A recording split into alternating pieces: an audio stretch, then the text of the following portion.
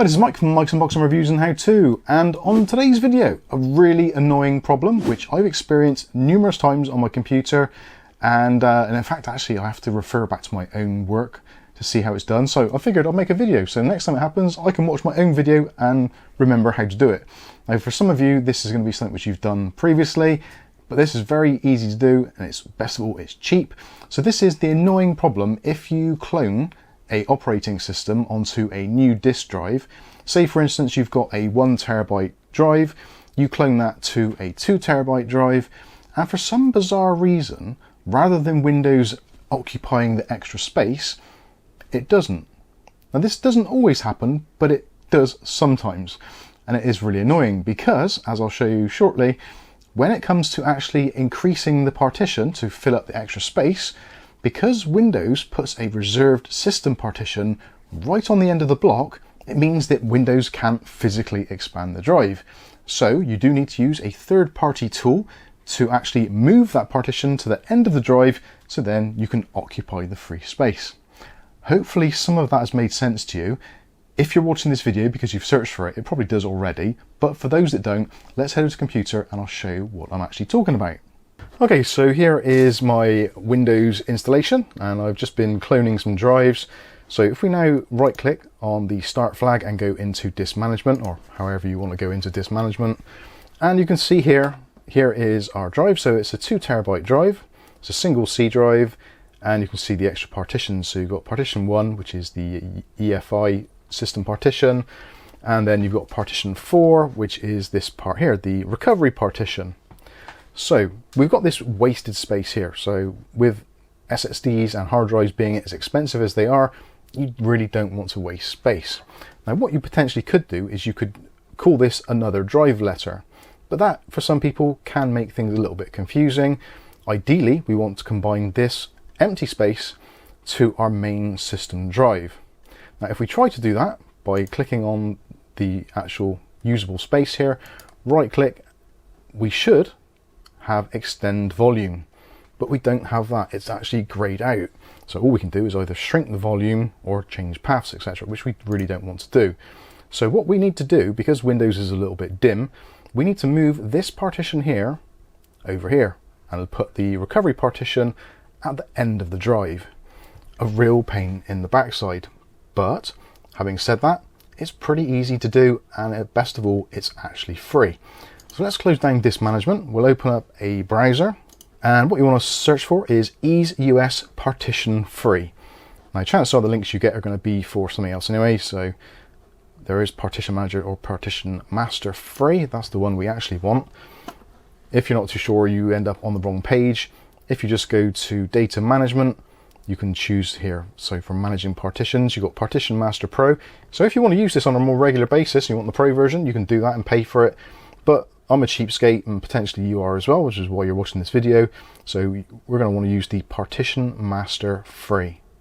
So pretty much as it says here, Windows 11 Essential, and I would pretty much agree with that. So this is the EaseUS Partition Master Free partition manager software. Now you can use it for other things as well, such as you can use it to copy OS and data to another drive. You also can use it to convert MBR to GPT for Windows 11 upgrades. So if you've got an older system using the older MBR file format system, you can use this program to convert to GPT.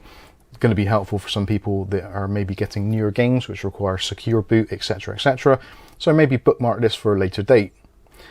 Anyway, we want the free download, and you've got the option here. There is actually a Mac version as well, so you can use it on Macs also. So let's get the free download for Windows. And it's going to ask you where you want to save it to, so I'm just going to save this to our Windows desktop. It's a very, very small installer file, so that should be over very quickly. So we can actually close this window now, we don't need that anymore. And we've got our installation file here. So all we need to do is to double click this, and it'll come up with user account control. If user account control is enabled on your system, just click on yes. And then it's basically going to go ahead and do its own thing after you clicked install. You can, if you want to, change the location of where it installs. So there's a custom install option. You can change languages as well, and the destination path. So if you're someone who keeps your important programs on another drive, then you can install it elsewhere. But for me, I'm going to keep it to the C drive.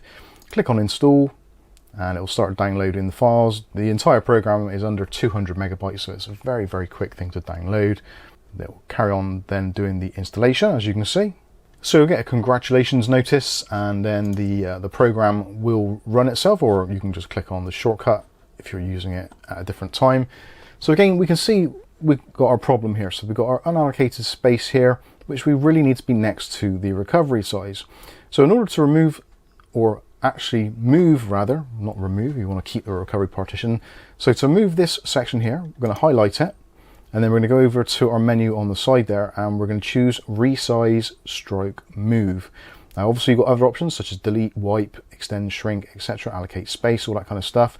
But for us, we just want to move that partition to the end of the drive. So we'll click on resize and move. And you can see there where it is actually on the system. So what we want to do, at the moment it's at the start of that drive section. This is the unallocated space. So all we want to do is just to take this partition and slide it right to the very end. And as you can see, it's updated. So it shows us now that the recovery partition is at the end of the drive, therefore giving us our C drive and then our unallocated space in one continual line, which means we can actually adopt it to the system. So that's great. We can click on OK and execute one task. And it's asking what we want to do, so that's fine. We'll just click on apply. This should happen very quickly indeed.